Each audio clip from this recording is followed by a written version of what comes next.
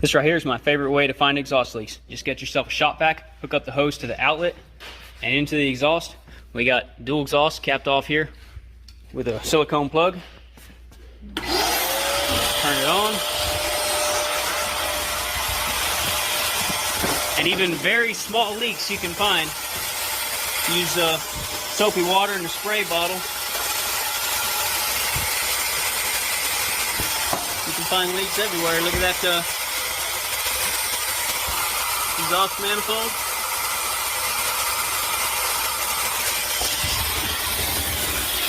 You can obviously see right there is just a massive leak.